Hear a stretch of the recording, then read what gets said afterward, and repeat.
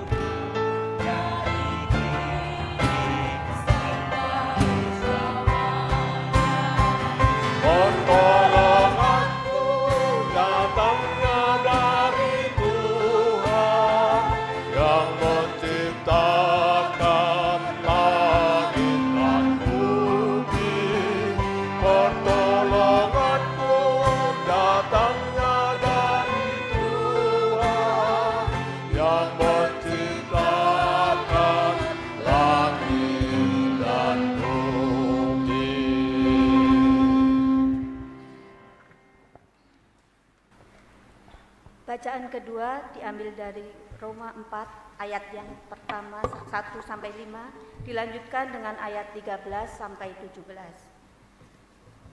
Roma 4 ayat 1 sampai 5, dilanjutkan ayat 13 sampai 17. Jadi, apakah akan kita katakan tentang Abraham, bapa leluhur jasmani kita? Sebab jikalau Abraham dibenarkan karena perbuatannya, maka ia beroleh dasar untuk bermegah, tetapi tidak di hadapan Allah. Sebab apakah dikatakan nas kitab suci? Lalu percayalah Abraham kepada Tuhan, dan Tuhan memperhitungkan hal itu kepadanya sebagai kebenaran. Kalau ada orang yang bekerja, upahnya tidak diperhitungkan sebagai hadiah, tetapi sebagai haknya. Tetapi kalau ada orang yang tidak bekerja, namun percaya kepada Dia yang membenarkan orang durhaka, imannya diperhitungkan menjadi kebenaran. Sebab bukan karena hukum Taurat telah diberikan janji kepada Abraham dan keturunannya bahwa ia akan memiliki dunia, tetapi karena kebenaran berdasarkan iman. Sebab jika mereka yang mengharapkannya dari hukum Taurat menerima bagian yang dijanjikan Allah, maka sia-sialah iman dan batalah janji itu. Karena hukum Taurat membangkitkan murka, tetapi di mana tidak ada hukum Taurat, di situ tidak ada juga pelanggaran. Karena itulah kebenaran berdasarkan iman, supaya merupakan kasih karunia, sehingga janji itu berlaku bagi semua keturunan Abraham, bukan hanya bagi mereka yang hidup dari hukum Taurat, tetapi juga bagi mereka yang hidup dari iman Abraham. Sebab Abraham adalah bapa kita semua. Seperti ada tertulis, "Engkau telah kutetapkan menjadi bapa banyak bangsa," di hadapan Allah yang kepadanya ia percaya, yaitu Allah yang menghidupkan orang mati dan yang menjadikan dengan firman-Nya apa yang tidak ada menjadi ada. Demikianlah sabda Tuhan. Pembacaan Injil Tuhan kita Yesus Kristus menurut Yohanes 3 ayat 1 sampai dengan ayat 17. Yohanes 3 mulai dengan ayat yang pertama demikian. Adalah seorang Farisi yang bernama Nikodemus, seorang pemimpin agama Yahudi. Ia datang pada waktu malam kepada Yesus dan berkata, "Rabi, kami tahu bahwa engkau datang sebagai guru yang diutus Allah, sebab tidak ada seorang pun yang dapat mengadakan tanda-tanda yang engkau adakan itu jika Allah tidak menyertainya." Yesus menjawab, katanya, "Aku berkata kepadamu, sesungguhnya jika seorang tidak dilahirkan kembali, ia tidak dapat melihat kerajaan Allah."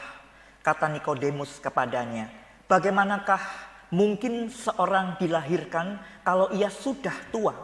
Dapatkah ia masuk kembali ke dalam rahim ibunya dan dilahirkan lagi?"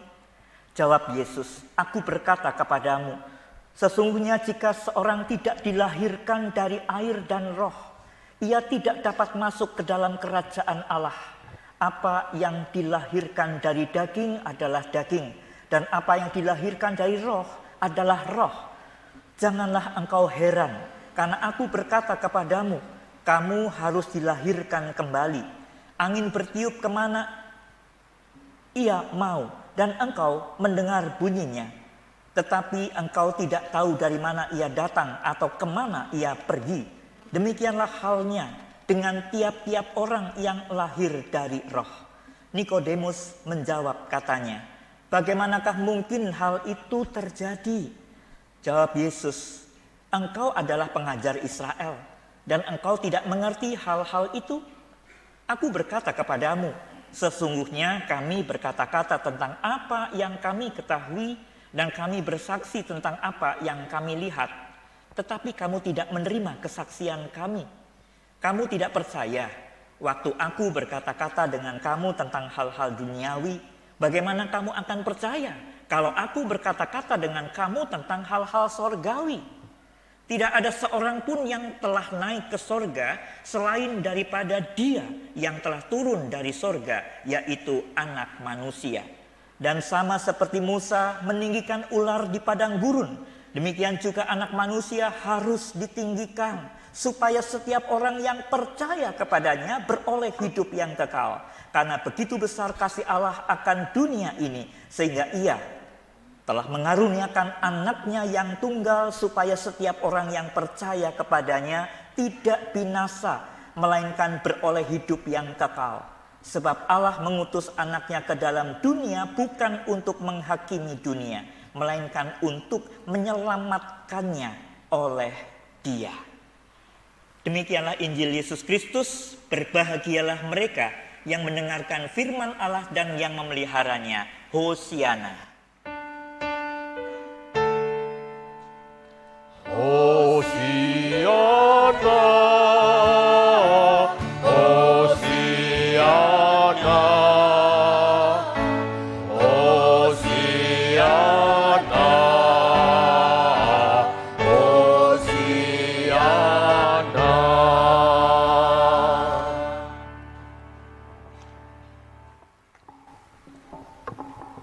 Bapak, Ibu, saudara-saudara yang terkasih dalam Tuhan Yesus Kristus, kita bersama-sama pada hari ini akan menggumuli tentang tema yang dipilih oleh penulis rancangan khotbah ini. Tentu saja perlu untuk dikaitkan dengan hari ini Prapaskah kedua. Saya selalu mengajak jemaat untuk ayo kita bersama-sama di dalam sebuah situasi mengiring Yesus dalam perjalanannya ke Golgota. Kita bersama-sama sedang diajak untuk menyegarkan kembali iman kita ini. Saudara-saudara, mari dengan tema ini, kenali dan percayalah padanya. Apa maksudnya saudara dari tema ini? Disinilah waktu kita untuk bersama-sama menerah kembali, mengukur kembali sejauh mana sih pengenalan saudara dan saya akan Kristus. Itu sangat menentukan sekali. Kalau kita mengenal Kristus sebagai Allah yang penuh kasih, begitu baik bagi kita. Itu sama seperti saudara menerima kebaikan, ketulusan hati dari orang yang terus berbuat baik kepada kita, tidak berhenti.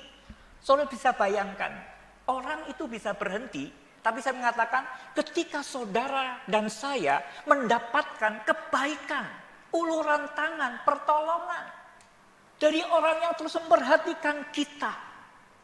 Apalagi maaf Bapak Ibu, bagi orang yang tinggalnya itu sendiri.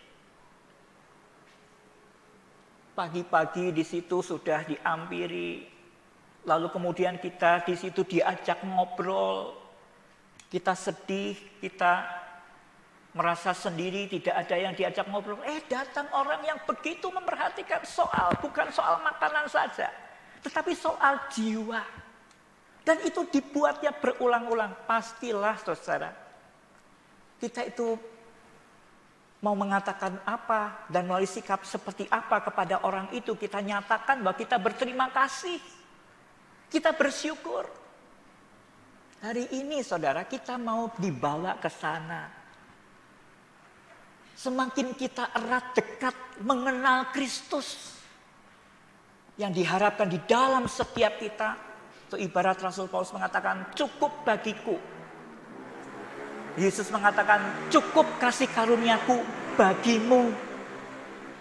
Seorang yang cukup kasih karunia di dalam Kristus itu, dia mengatakan itu sudah cukup bagiku. Orang-orang seperti inilah yang tangguh dalam hidupnya. Mengalami badai apapun dia tetap kuat. Dia tetap terus melayani tanpa berhenti. Karena dia kenal Kristus yang begitu baik. Bukankah ini sangat relevan dengan kehidupan kita? Kalau mana kita tidak rajin beribadah, berdoa jarang. Kalau doa mau makan saja barangkali. Hari ini saudara, mari kita bersama lihat kembali. Dan dikatakan percayalah padanya. Percaya, mempercayakan maksudnya. Nanti kita akan bahas bersama-sama dalam 4 bacaan atau 3 bacaan pada hari ini. Nah, saudara-saudaraku yang terkasih, bahwasanya kita diajak dengan tokoh utama kita hari ini adalah Nikodemus. Dikatakan seorang Farisi, seteru dari Yesus. Tetapi bukan hanya Farisi, dia itu pemimpin. Dia itu guru agama Yahudi.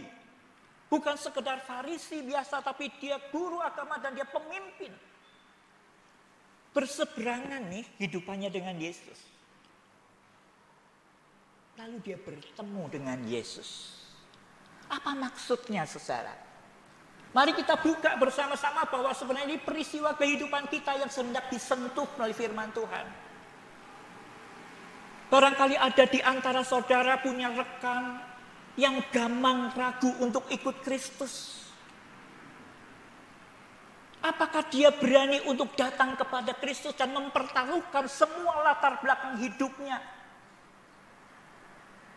Dan dia kemudian mencoba untuk mengenal lebih dalam. Siapa tahu saya mengenal itu dan kemudian aku menjadi percaya. Aku punya pegangan hidup. Barangkali ada yang sedang begitu di antara keluarga kita, atau sebenarnya ini bagi saudara dan saya ketika kita sudah terus berjumpa dengan Kristus. Tetapi kita sedang memikirkan saat ini, kok tidak terlalu ngefek ya hidup Kristus bagiku. Padahal aku sudah kenal lama. Dan saudara, kata lama ini jadi saya ingin tadi sedikit mengenang GKI Purbalingga. Saya dulu pernah menjadi ketua remaja pemuda tahun 85-86 barangkali di situ tahunnya. Lalu saya berjumpa dengan seorang penatua. Saya berpikir dia anak dari rekan saya, teman sahabat Handi gitu ya, karena dia menyebut ciciknya Handi. Oh, ternyata dia itu keponakannya ya, bukan anaknya tapi keponakannya. Saya jadi mengenang semua peristiwa yang sudah lama itu. Berarti sekitar 35 tahun yang lalu ya, itu saya menjadi pendeta, dan sebelumnya berarti tambah lagi sekitar 6 tahun lagi. Lama sekali. Dan artinya apa? Saya sudah ikut Kristus itu demikian panjang. Yang lebih tua dari saya sekarang 55, 4 tahun lagi, karena sudah menjelang 56 itu emeritus. Kok sudah sampai emeritus ya, cepat sekali ya rasanya ya. Tapi maksudnya apa? Kita sudah lama loh ikut Kristus ini ya, bagi apalagi guru-guru sekolah minggu saya. Ibu Eti ya, Ibu Toto. Tetapi mari kita lihat bersama-sama bahwa inilah perjalanan kita. Saya punya cicit di sini, punya adik di sini, punya saudara banyak di sini, om, tante. Dan masih ada juga di situ rekan-rekan yang dulu saya lihat Okehu ya di sini misalnya, belum datang atau nanti sore.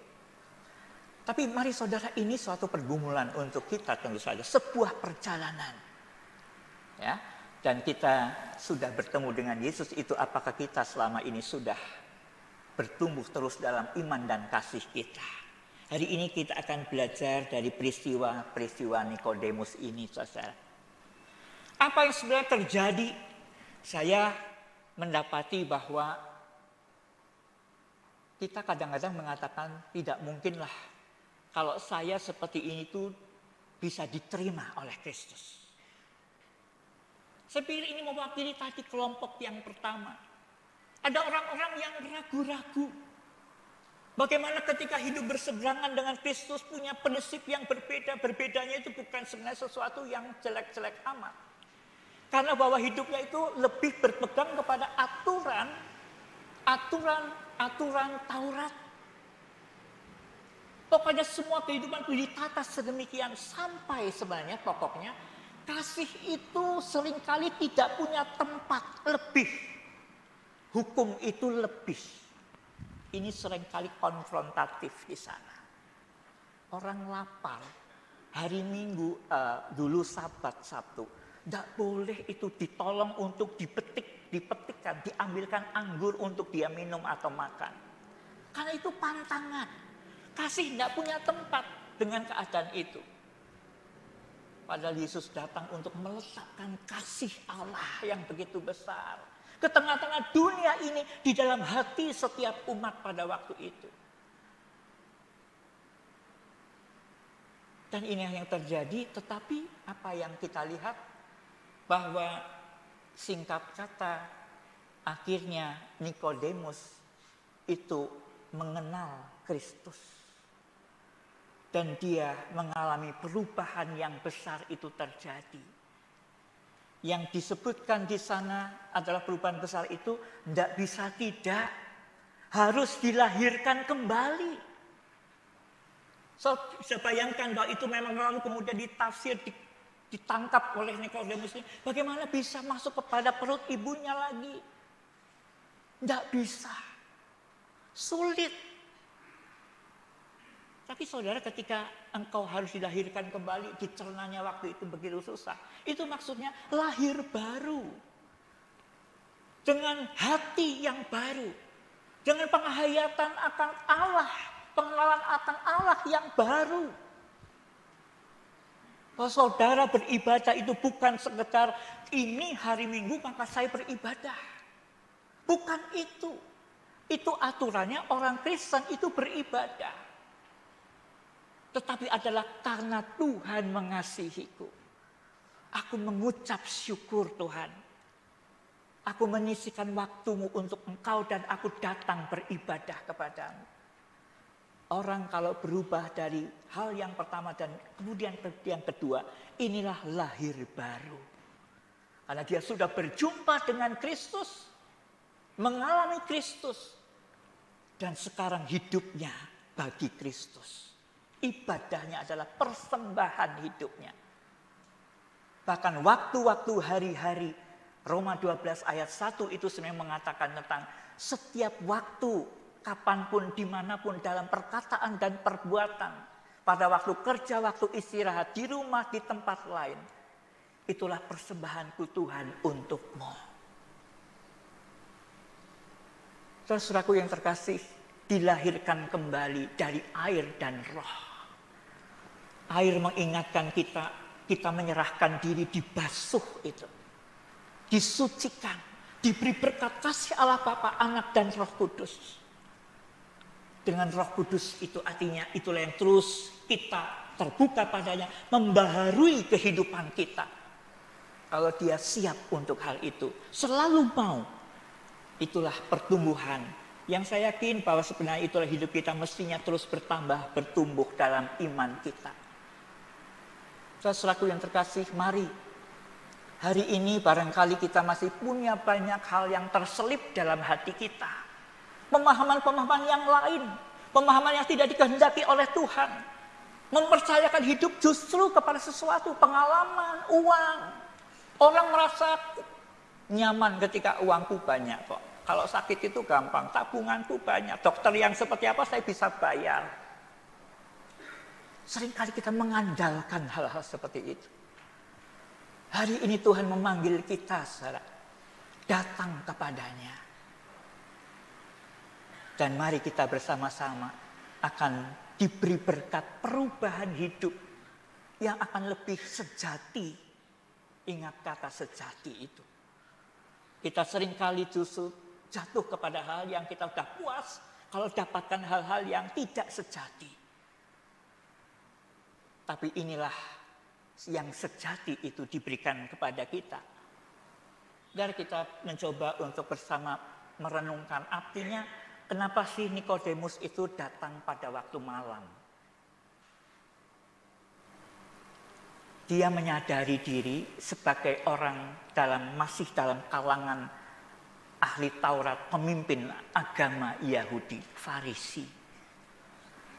Maka itu suatu kesulitan yang tersendiri, saudara-saudara, ketika dia harus keluar dari grupnya ini. Dia akan dibantai barangkali, dia akan dibully. Kan itu dia datang pada waktu malam. Situasinya kira-kira begitu, tidak mudah. Tapi saudara-saudara, ada sesuatu yang menarik. Kalau bukan dari Tuhan, itu tidak mungkin. Engkau ini pasti guru dari Allah, dia sebutkan. Dia punya banyak guru, tapi ini guru yang diutus Allah. Sudah mulai mengenal, tertarik.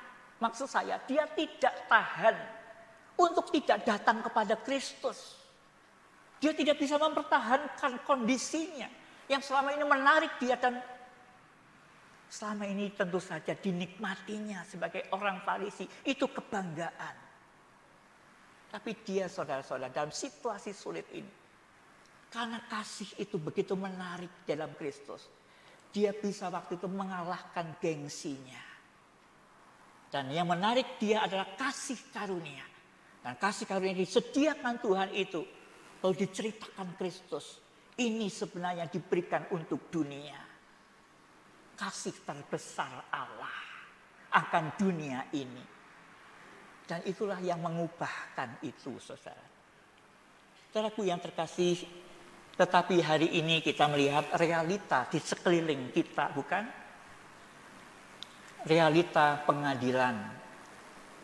Realita tentang seorang anak pemuda yang dari nama-namanya itu Kristiani, ya Bapak Ibu. Tetapi kita melihat bagaimana mereka, dan itu adalah cermin bagi setiap kita. Ada banyak kasus terjadi, nama-nama Kristiani terlibat, tapi berperilaku gelap. Berani apa saja bayar dengan mahal. Di situ main kuasa. Aku punya orang tua, aku punya ini dan sebagainya, backup. Dengan kekayaannya orang mengatakan berapa saja saya siap. Demi lepas jerat. Inikah mengenal, inikah percaya pada Kristus. Berefleksi dengan bagian itu, maka itu cermin bagi kita. Bagaimana dalam hari-hari kita Tuhan sedang menyiapkan suatu perubahan, yaitu dengan mengenal Dia dan percaya kepadanya. Dan kita mendapat anugerah terbesar itu. Hidup kita harusnya mati, tapi Tuhan berikan hidup kepada kita. Cara bagian yang kedua, karena itu percayalah padanya. Cara ini mengingatkan saudara dan saya ketika Kristus di situ menyebutkan, dan ini sama seperti Musa menikam ular di padang gurun. Dan tiap-tiap orang yang kemudian, ayo lihat itu. Ketika kamu melihat itu, maka engkau akan selamat, tidak mati. Dan artinya bahwa umat pada waktu itu adalah umat yang boleh dikatakan sebagian besarnya barangkali terpagut ular. Dan itu hampir mati, sudah banyak yang mati. Tapi Kristus mengatakan ini sama, dan itu anak manusia harus ditinggikan di Golgota. Ditinggikan dalam pengertian dimuliakan karena memberikan cintanya, kasihnya. Orang yang terus memberikan cintanya itu kita hormati. Biasanya kan begitu. Kristus itu begitu terhormat di atas panggung Golgota itu. Perhatikan, lihat terus. Lihat terus, maksudnya apa? Percayakan dirimu. Dan pada waktu itu orang yang melihat itu kan berarti percaya. Diminta oleh Musa, lihat itu. Ular yang ditinggikan. Dan ini anak manusia harus ditinggikan supaya yang percaya beroleh hidup kekal. Jadi saudara, sebenarnya kita ibarat orang-orang yang sudah terpagut ular tedung. Boleh dikatakan begitu? Itulah upah dosa, mati. Tapi yang percaya ini ditawarkan Tuhan. percaya padanya tidak binasa, beroleh hidup yang kekal. Yang saya mau katakan bahwa hari ini kita disegarkan kembali. Yang ditawarkan Tuhan itu ada sesuatu yang sangat maksimal. Hidup itu yang diberikan kepada kita. Apakah kita tidak mau lebih dekat untuk mengenalnya? Mengundang kita untuk tentu saja setia, mempersembahkan yang terbaik, memberikan kepada kita juga keteguhan di dalam menanggulangi berbagai masalah. Itu yang ditawarkan Tuhan. Apakah kita akan sia-siakan? Mari sepanjang kehidupan yang masih Tuhan berikan pada kita, teruslah kita mengenal lebih dekat, lebih akrab dengan Kristus. Ibarat kalau kita tidak kemudian bertelepon dengan anak kita gitu kan, karena kita dekat, itu tidak bisa. Sebelum aku telepon anak saya, ya, saya tidak dulu karena ini waktunya sudah mau tidur. Nanti kalau itu saya ketiduran, saya mau telepon dulu anak saya. Karena dekat, karena mengenal. Demikian kiranya hidup kita makin ke arah sana dalam praktek kehidupan kita ini setiap hari dimanapun berada. Dan karena itu saudara, sekali lagi inilah suatu peringatan peristiwa Musa. Peristiwa ular tedung. Yang percaya tidak binasa. Dikatakan bukan untuk menghakimi anak manusia itu disalibkan. Tapi untuk menyelamatkan kita, menyelamatkannya. Ular tedung itu saudara memabut dan membuat orang-orang sekarat dan hampir mati. Pada waktu itu sebagai undangan. Siapa yang mau melihat selamat. Itu saudara hubungan yang baru. Dosa-dosa kita bukan hanya dihapus, tapi juga sudah dilupakan Tuhan kalau kita datang kepadanya. Yang ketiga, praktek seorang yang mengenal dan percaya seperti apa ya? Hari ini Kejadian 12 mengingatkan kita. Hidupnya itu hidup yang mempercayakan. Ibarat saudara begitu lemah, tangan Kristus itulah siap untuk saudara. Dan kemudian kita yang lemah itu kita meletakkan di atas tangannya. Demikian setiap hari Kristus juga siap untuk, ayo yang letih lesu berbeban berat kepadaku, aku berikan kelegaan. Kristus itu saudara, itulah dihayati dalam kasihnya oleh Abraham atau Abram waktu itu. Abram, pergilah dari kampung halamanmu. Oh, dia sudah banyak kambing domba. Dia sudah begitu melekat dengan lingkungan. Dengan di mana dia hidup dan itulah dia punya banyak harta. Abram itu orang kaya. Terus kalau orang itu sudah menetap dan di situ sudah sukses. Bagaimana dia harus pindah saudara-saudara dan kemudian ke tempat yang dia tidak tahu. Orang itu biasanya survei dulu bagaimana tempat itu. Tapi Abraham, maka pergilah Abraham seperti yang difirmankan Allah. Di sanalah dia sepenuhnya bergantung kepada Tuhan. Mempercayakan dirinya pada Tuhan. Itu yang kita dapati pada hari ini. Firman yang biasa kita dengar. Tetapi sebenarnya ini mengingatkan kita. Apakah setiap hari kehidupan kita adalah kehidupan yang mempercayakan diri kita pada Tuhan. Tentu saudara bukan lalu kemudian pasrah bongkoan orang Jawa bilang. Tetapi ada kita punya tanggung jawab itu tetap dijalankan. Kita harus memelihara kehidupan kita, cinta Kristus, mencintai tubuh Kristus yang Tuhan beri. Mencintai Kristus, mencintai ciptaan Tuhan di sekeliling kita. Kita pelihara juga, itu tanggung jawab kita. Dan itu semua kehidupan kita saudara. Dan sekali lagi pada hari ini saudara, praktek seorang yang mengenal dan percaya itu karena dia mengingat bahwa dirinya telah begitu berdosa dan tetapi Tuhan sudah menyelamatkannya. Jadi prakteknya saudara, dia adalah seorang yang bukan saja mempercayakan, tapi dia seorang yang sadar dan tahu diri bahwa dirinya itu diselamatkan Tuhan bukan karena usahanya. Hati-hati saudara, dosa kesombongan seringkali terselip di dalam jemaat. Dengan dia merasa punya ini, punya itu. merasa kita itu sudah berbuat banyak di lingkungan hidup kita.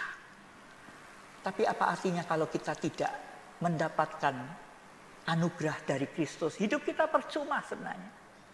Tapi hari ini saudara dan saya itu selamat dan boleh hidup itu karena Kristus. Maka semestinya kita rendah hati dalam hidup ini. Sehingga ketika kita melakukan segala sesuatu, yaitu karena Kristus. Aku karena bersyukur. Mari berikan alasan yang tepat dalam hidup kita. Melakukan segala sesuatu adalah karena saudara mengucap syukur. Dan di dalam kitab Roma tadi ada ayat yang tidak kita baca. Dikatakan berbahagialah orang yang diampuni dosanya, yang kesalahannya tidak diperhitungkan Tuhan lagi. Kalau orang itu suka masih ingat-ingat karena memang keterbatasannya.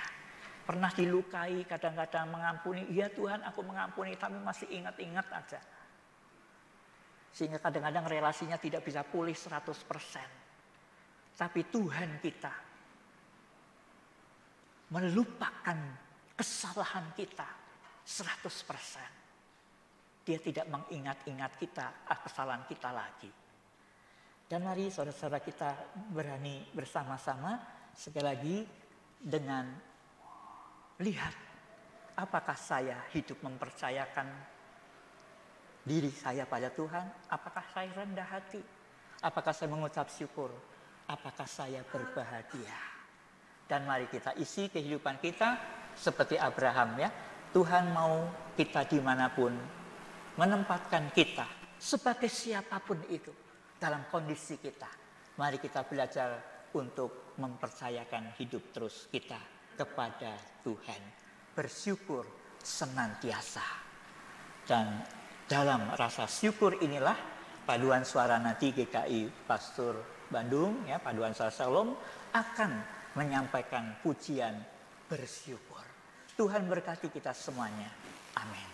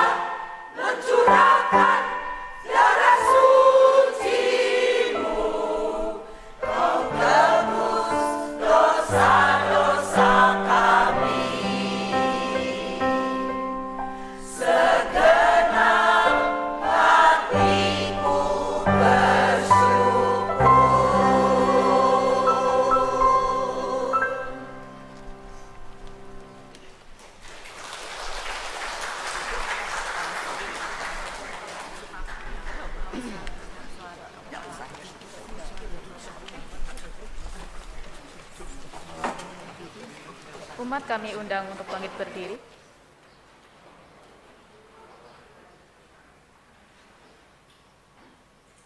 Mari bersama dengan gereja di segala abad dan tempat, kita mengucapkan pengakuan iman kita menurut pengakuan iman rasuli yang berbunyi, Aku percaya kepada Allah, Bapa yang Maha Kuasa, Khalik langit dan bumi, dan kepada Yesus Kristus, Anak yang tunggal Tuhan kita, yang dikandung dari Roh Kudus, lahir dari anak darah Maria, yang menderita sengsara di bawah pemerintahan Pontius Pilatus, disalibkan, mati dan dikuburkan, turun ke dalam kerajaan maut. Pada hari yang ketiga, bangkit pula dari antara orang mati, naik ke surga, duduk di sebelah kanan Allah, Bapa yang Maha Kuasa. Dan dari sana ia akan datang untuk menghakimi orang yang hidup dan yang mati. Aku percaya kepada Roh Kudus, gereja yang kudus dan am, persekutuan orang kudus, pengampunan dosa, kebangkitan orang mati, dan hidup yang kekal. Amin. Jemaat dipersilakan duduk kembali.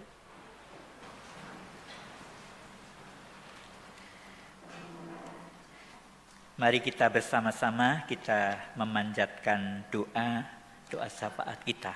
Mari kita berdoa.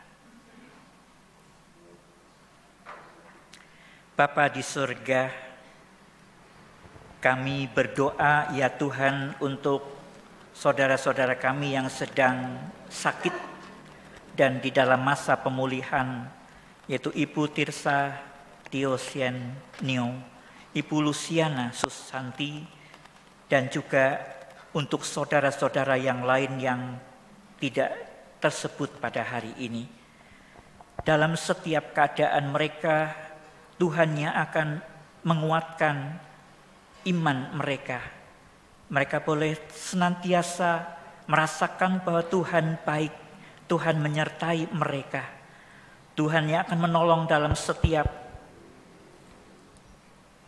pengobatan, pembiayaan, dan juga di dalam setiap kebutuhan untuk pertolongan saudara-saudara yang membantunya selama sakit untuk sampai nanti Tuhan sembuhkan. Bapa menolong di dalam hari ini ya Tuhan, kami juga bersama-sama dalam karya layan Jemaat-Mu GKI Purbalingga.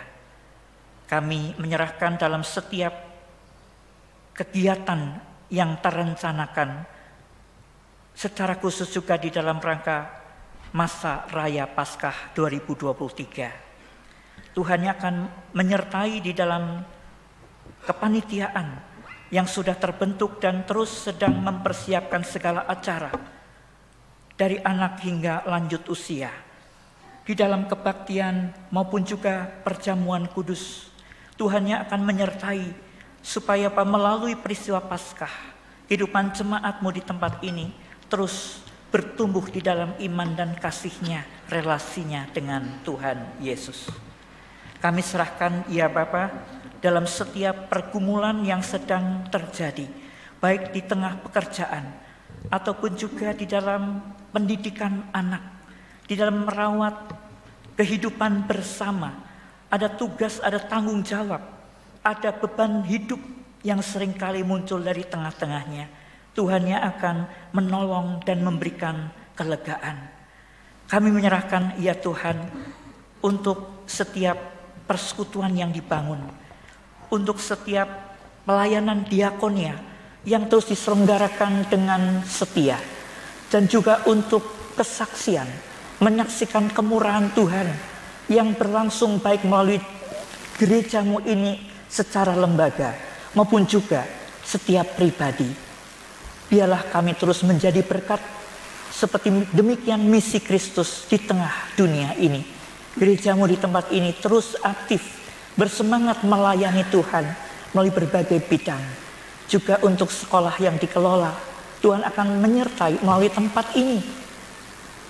Gereja-Mu ini juga berkarya untuk menyaksikan kemurahan Tuhan, dan juga melalui pembinaan dan pendidikan anak-anak di sana, untuk juga semakin mengenal Kristus sebagai Tuhan dan Juru Selamat melalui sekolah ini. Kami menyerahkan juga ya Tuhan untuk pendaftaran siswa baru, baik untuk KBTK, SDK, dan juga ya Tuhan untuk setiap kepanitiaan pendaftaran, usaha yang dilakukan. Bina Harapan ini Tuhan, sekolah yang ada di bawah jemaat-Mu ini, Tuhan yang akan menyertai, Tuhan yang akan menolong di dalam setiap kesulitan, Tuhan yang akan tambahkan murid-murid baru. Kami serahkan ya Bapa juga untuk berbagai kegiatan, juga untuk Papisan Kudus, anggota jemaat Tuhan, untuk persidangan majelis jemaat, dan untuk setiap kegiatan yang dilakukan oleh komisi maupun juga secara bersama-sama. Tuhan yang akan menolong supaya setiap kegiatan ini diberkati Tuhan, dan di dalamnya Tuhan kami boleh semakin bertumbuh dalam iman kepadamu. Kami serahkan untuk bangsa dan negara kami dalam mempersiapkan pemilu 2024 yang akan datang ini. Kami berdoa juga untuk ketentraman bangsa, kesatuan bangsa kami Indonesia, dan juga perdamaian dunia. Terima kasih ya Bapa. Inilah semua doa-doa kami yang kami boleh panjatkan di dalam nama Tuhan Yesus Kristus yang mengajar kami berdoa. Bapa kami yang ada di surga, dikuduskanlah nama-Mu,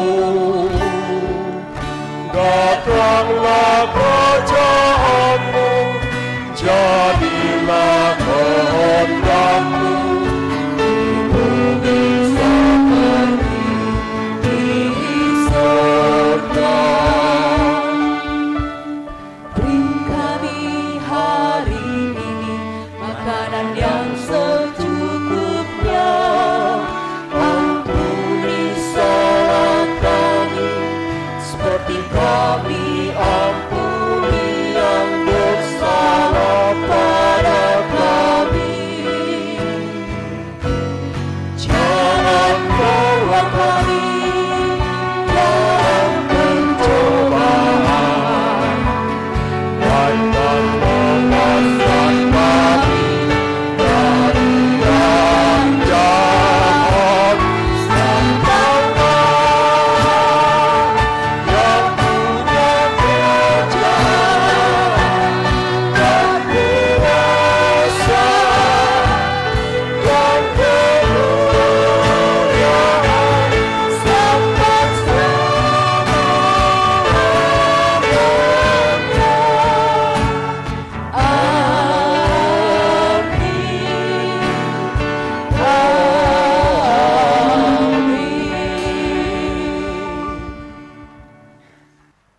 Ya, Ibu Bapak, Saudara-saudari sekalian, kita bersama-sama bersyukur dapat kesempatan ya untuk ada di tengah jemaat GKI Purbalingga. Kami ingin bersama menyemangati ya untuk setiap pelayan kita, maka akan menyanyikan pujian mengakhiri perjumpaan kita ya selama ini, karena sebentar lagi juga Anjang Sana dengan komisi usia lanjut di sini setelah ini lalu akan melanjutkan perjalanan menuju ke Salatiga gitu kira-kira. Jadi perjumpaan kita, biarlah kita ingin menyemangati ya, lagunya apa? Kerja buat Tuhan. Ya, silakan.